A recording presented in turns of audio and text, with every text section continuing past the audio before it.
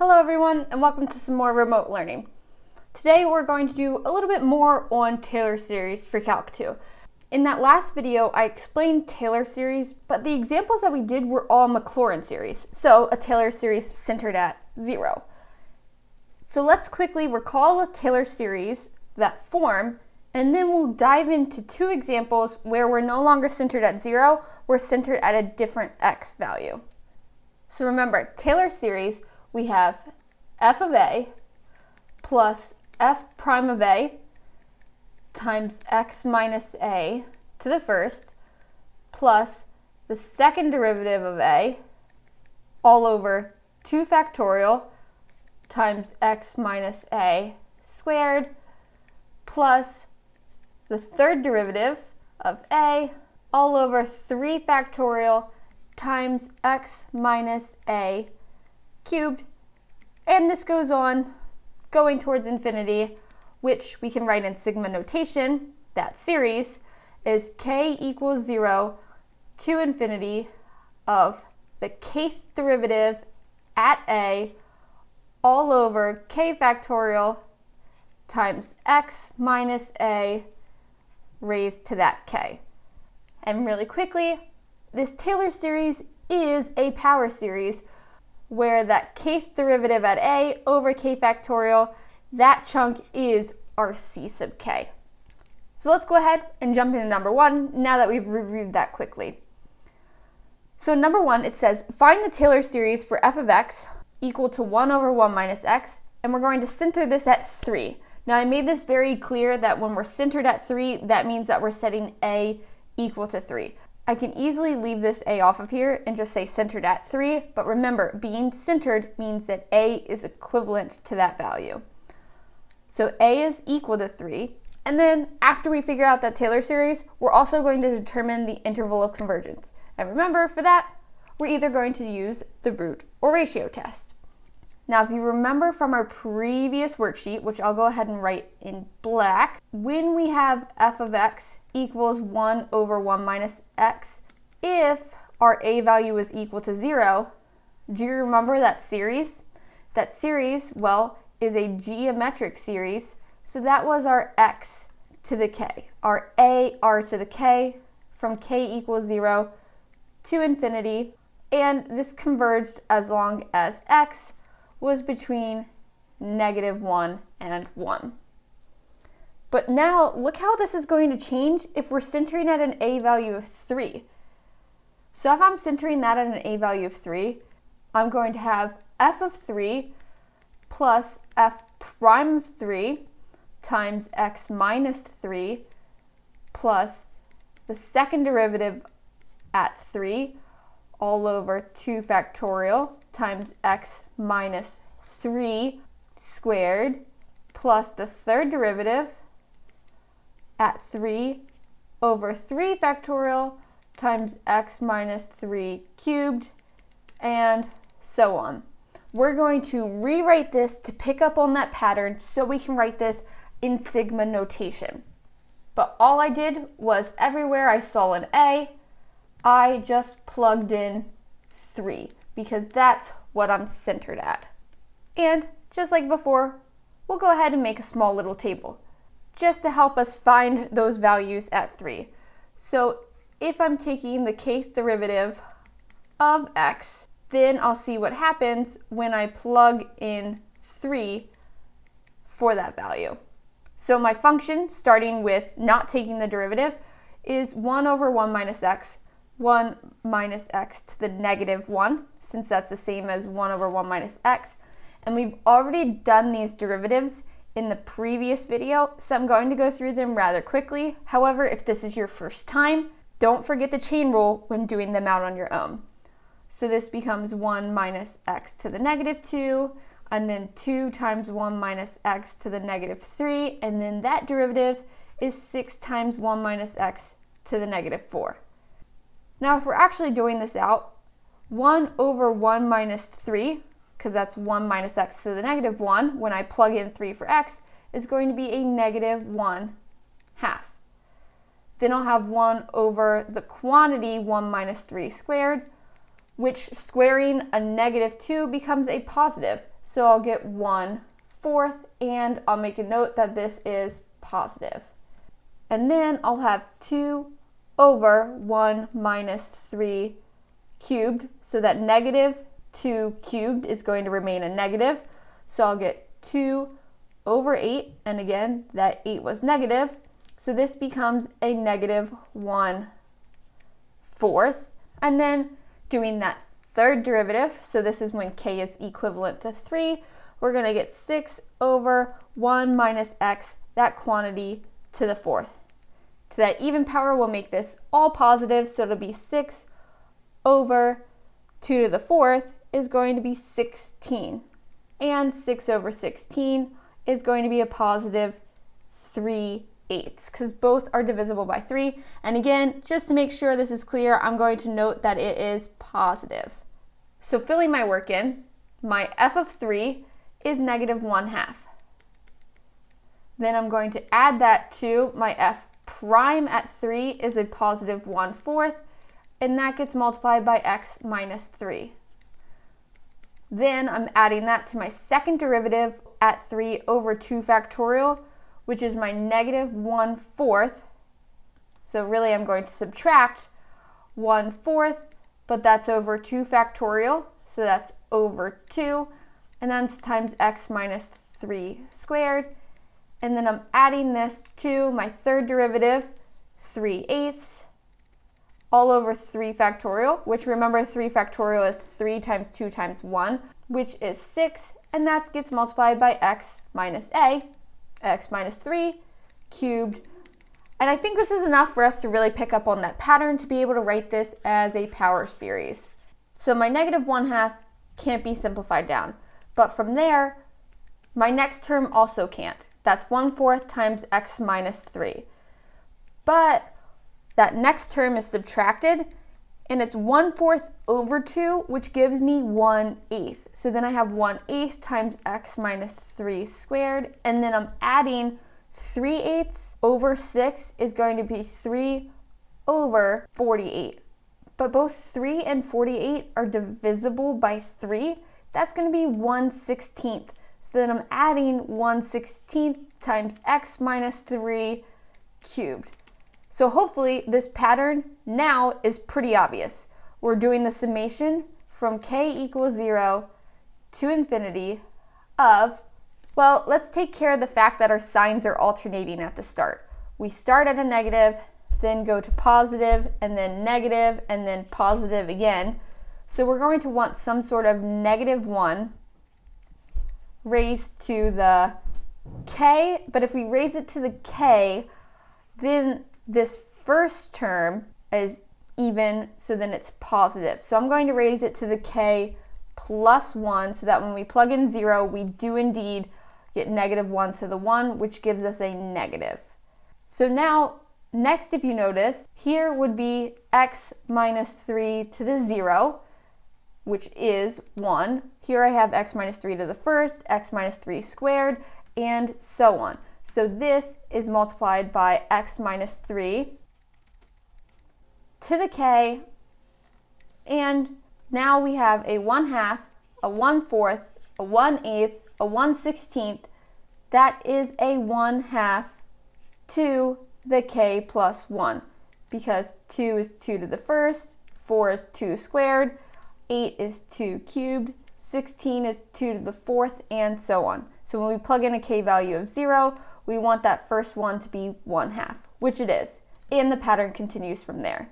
So that's our Taylor series in number 1, centered at a value of 3. But now I need to determine the interval of convergence. So what do you guys want to do, the root or ratio? I'm thinking I'm going to use the ratio test here. And just to make this a little easier, I'm going to take this 1/2 to the k plus 1, and as opposed to multiplying by that fraction, I'm going to divide by 2 to the k plus 1. Now, because I wrote kind of big, filling out all my work, I'm going to scoot this page over and do my ratio test. Now, I like to note what test I'm doing, and to find that interval of convergence, we care about when our limit is less than 1. That's the same for the root or ratio test. We care about when it's less than 1. So I'm going to take my limit as k approaches infinity of my a sub k plus 1 all over a sub k. So if you need a refresher on how to do the ratio test or how to find interval of convergence, go back to one of my previous videos where I walk through step by step, going slower than what I'm about to. So let's jump in. This negative is going to be taken care of within my absolute value. So just to save time writing, I'm going to drop that off. So my a sub k plus 1 is going to be x minus 3 to the k plus 1, and that's going to be all over 2 to the k plus 1 plus 1. Now I'm going to multiply that by the reciprocal of a sub k, because if I'm dividing by a sub k, I can multiply by its reciprocal. So this will be 2 to the k plus 1 all over x minus 3 to the k. Now, lots of things are going to cancel out here as long as I do a little bit of rewriting. So I'm going to have the limit as k approaches infinity of minus 3 to the k plus 1. Part of that's going to cancel out with minus 3 to the k as long as I split these exponents up, writing them separately. So I'll have x minus 3 to the k times x minus 3 to the 1, which is x minus 3. And now here I have 2 to the k plus 1 plus 1. I want to cancel out this 2 to the k plus 1 up here, and I can use that 2 to the k plus 1 right there. So again, I'll split that up like I did my numerator. I'll have 2 to the k plus 1 times 2 to the 1, which is just 2. So multiplying that numerator across, I'll have 2 to the k plus 1 in my numerator, and I'll have, multiplying my denominator through, x minus 3 to the k. And remember, I'm taking the absolute value of this all. Here we go. So x minus 3 to the k cancels out with x minus 3 to the k, and 2 to the k plus 1 cancels out with 2 to the k plus 1. So notice I no longer have any k's in here. So my limit is just going to be equal to what I have left. So that's going to be the absolute value of x minus 3 all over 2. Because that 2 is positive, I don't need to worry about having the absolute value sign around it. And remember, we did the ratio test, so we care about when this is less than 1. And I can solve for that x. X minus 3, that absolute value, is going to be less than, if I multiply both sides by 2, I'll get the absolute value of x minus 3 is less than 2. So there we go. There's my x minus a, so I know that I'm centered at 3, and there's my radius of 2. So from here to find the interval of convergence, I can either do a little bit of math in my head by knowing that I'm centered at 3 and the radius of 2 would go up to 5 and down to 1. So I know that my x's converge between 1 and 5, but I don't know what's happening at those points. So I'm going to need to test those endpoints. The other way to quickly solve this would have been to set x minus 3 equal to a negative 2. So adding 3 over, you get that x equals a positive 1. And setting x minus 3 equal to a positive 2. Adding that 3 over, we would get x equals 5. So you can see I get my bounds either way I do it. So while we're at it, let's test those endpoints for extra practice, because I need to know if they're in my interval or not. So testing those endpoints, remember, this number line is for my x values. So that's as simple as taking one of those endpoints and plugging it in for x in my original series. So I'll start with 1. So I'll have k equals 0 to infinity of negative 1 to the k plus 1 times, that's going to be x minus 3, which is 1 minus 3, which gives me a negative 2, to the k all over 2 to the k plus 1.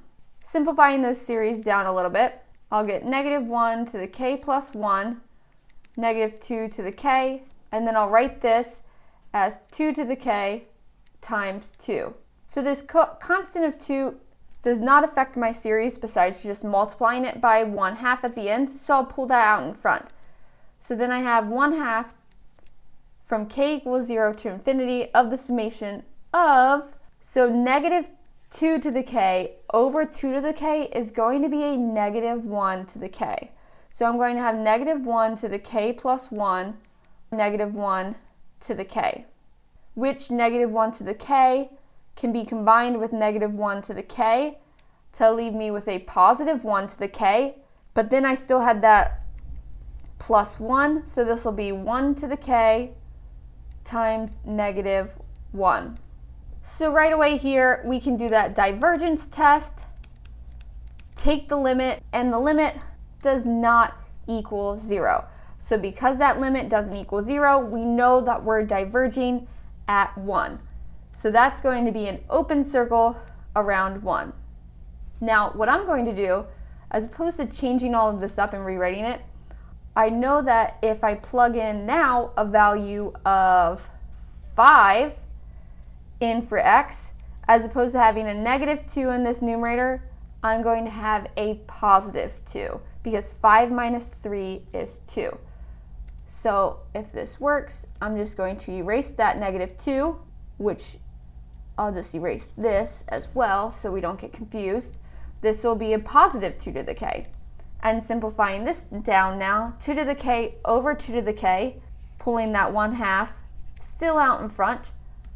That's 1 to the k, and we're multiplying that by a negative 1 to the k plus 1, which ultimately in the end is going to be negative 1 times negative 1 to the k, because 1 times negative 1 is negative 1. And again, by the divergence test, that limit does not equal 0. So because the limit doesn't equal 0, whoops, sorry, you can't even see that I wrote divergence test. There we go. But because that limit doesn't equal 0, then we also are diverging at 5, which if we're diverging at 5, that means that it's not included in the interval of convergence. We only want the values for which our series converges. So for this one, I'll scroll back over and say that the interval of convergence is from 1 to 5. All values where x is between 1 and 5, we're converging. So you can see that centering our function at different values, 3 versus 0, 0 was a little bit easier to figure out than 3. Those series look a little different because we're centering at different values. Let's move on to example 2. In example 2, we're going to find the Taylor series for f of x equals sine of x, but this time we're going to be centering it at pi over 2 as opposed to 0. So if you notice, both of these examples are based on that previous video where we had centered them at 0. So we already know what sine of x is when we're centering that function at 0. If a is equal to 0, remember we got the summation from k equals 0 to infinity of negative 1 to the k times x to the 2k plus 1 all over 2k plus 1 factorial. And the interval of convergence for this was negative infinity to infinity. We converged regardless of what we were plugging in for x.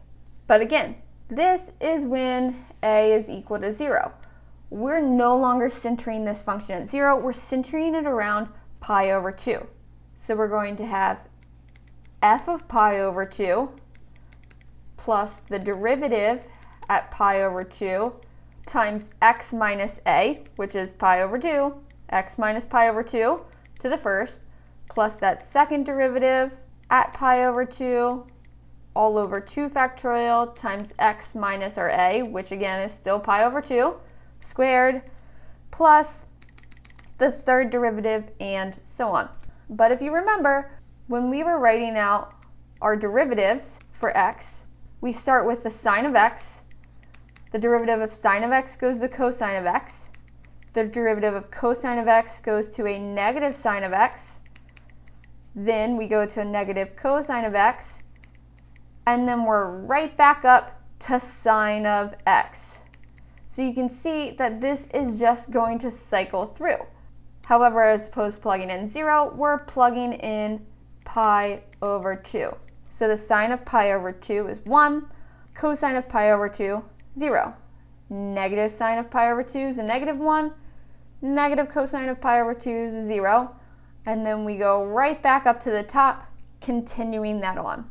Let's just write this out. f of pi over 2 is 1, plus this is going to be 0. 0 times anything is 0. Then we're going to be subtracting 1 over 2 factorial times x minus pi over 2 squared. And then for that third derivative, because this is k equals 0, k equals 1, k equals 2, that third derivative, when k is equal to 3, that's going to be 0. So again, we're adding 0. And now we're right back up to the top. So this is also k equals 4, so that's 1. So we're going to be adding 1 over 4 factorial times x minus pi over 2 to the 4th. Then for k equals 5, we're back to 0, so adding 0. And then k equals 6, we're now subtracting. So then we're subtracting 1 over 6 factorial times x minus pi over 2 to the 6th. And this pattern continues on. So if you need to write out a few more terms in your Taylor before you start plugging things in, feel free to do that. But now we're going to find that pattern. So just to make this easier, I'm only going to write my non-zero terms so that we can pick up on that pattern.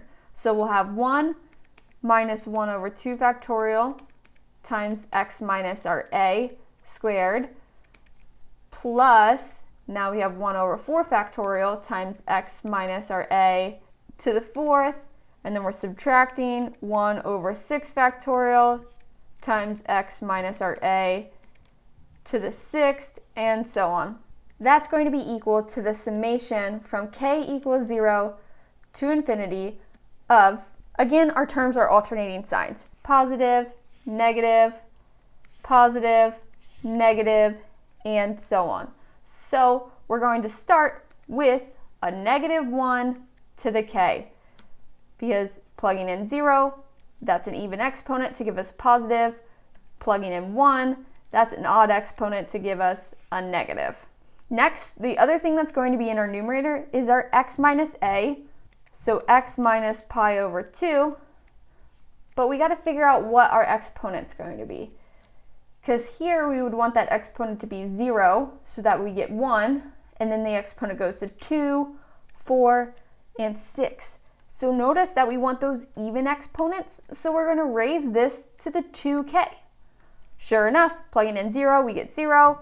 Plugging in k of 1, we get squared. Plugging in a k of 2, we get to the 4th, and so on. And picking up on that even pattern, in our denominator, we're going to want 2k factorial. So there's our Taylor series for the sign of x, but as opposed to being centered at 0, it's now centered at pi over 2. So our last step, we just got to determine that interval of convergence. And for this one, because we got that factorial, this is going to be a good case for the ratio test.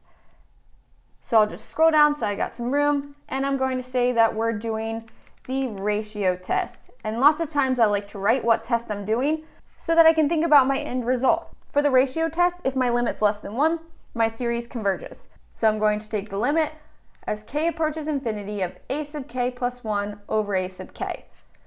My a sub k plus 1, again, just for time, I'm going to drop that negative 1 to the k. So I'll have x minus pi over 2 to the 2 times k plus 1 all over 2 times k plus 1 factorial.